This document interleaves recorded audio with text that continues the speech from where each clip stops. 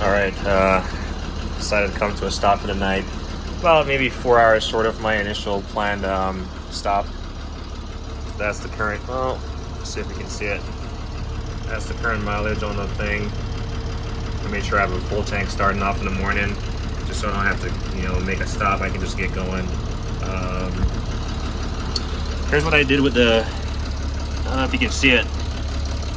I pretty much zip tied the parking brake because, like I said, the foot pedal is loose and then it would drop down and trigger the light. So I zip tied it. You might say, well, that's a safety thing. Well, if a gas pedal ran away from me, or in any car that I would drive, I would just shift it to neutral. But let's see if I can break this zip tie. That should be the only thing that's breaking. It's wrapped around this piece of metal, and then it's around there. Let's see if I can hit this thing and break it. Yep, it's definitely broken. And that's good, because now I have a piece of zip tie to tie the next piece onto. And just by kicking it, the brake is on. But you release it with this lever right here. You release it with this lever, and I mean, you can see I'm pulling on the lever and it's still on. I don't know if you can see the light right here, and watch what I'm doing with my toes, and it's off. You can see it's on. Just by me releasing my toes from the lever, you can see that light flashing. So whenever I'd go across a bump or hit anything, this thing would trigger. But anyway, I already have it set. Parking brake is set. We're gonna take up a couple spots here. Make sure this window is locked. Yep, that window is locked. This thing doesn't have much settings on it. It has this mode right here, and you can change the color of the display. So if I hit mode and cycle through all these settings, backlight, and then I think I hit a top button after it transitions, I can change the color. I thought about using green and or red for night adaptation to drive in, so we'll see. We'll probably just leave it. We won't need it during the day, so we'll leave it at green. Looks cool enough. As you can see, got some bright LEDs in back here. This is the only thing I've used so far, and the only thing I used was maybe a 9/32 or 11/16 socket or something to put on my temporary license plate.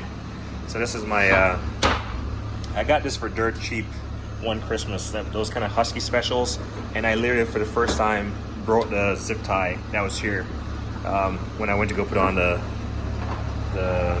license plate. So that has come in handy. The rest of the stuff I'm gonna leave in here. Should be pretty secure. I'll double check the straps on these in the morning.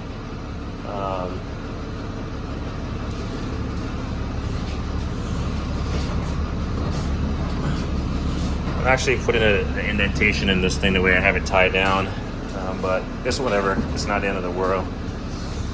It might, I guess I could put it in the center right here. Yeah, I might move it, but it's not the end of the world. It's plastic. I can form it back. It's just gonna be molded. This fire extinguisher keeps falling down from up front, so I just put it in here in a bucket.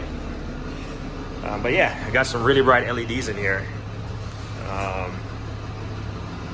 I'm packed and ready to go. What else? Oh, the lock on this thing. Before I get to the lock, whenever I leave the truck and make sure all the lights are off, this is the only way to charge my phone. But I notice when I turn the truck off, this thing stays on. I don't want it to run the risk of this thing draining the battery. The AC doesn't work, but it got really cold just now, and my jacket was in the back. Of course, I couldn't reach it, but the heat works. But I'm very nervous of using heat in unfamiliar environment. For one, it makes me sleepy, and secondary, with this high high temperature thing coming on. I don't know, it just gets me anxious. It has some kind of strobe lights on the back, which is fun. So we'll pop these and we'll go look at the lights outside real quick.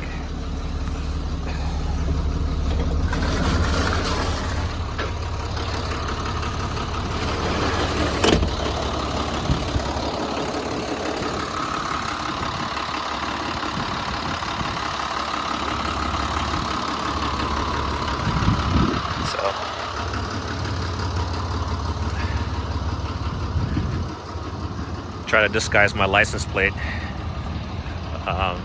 So you got that flasher up there, and then you got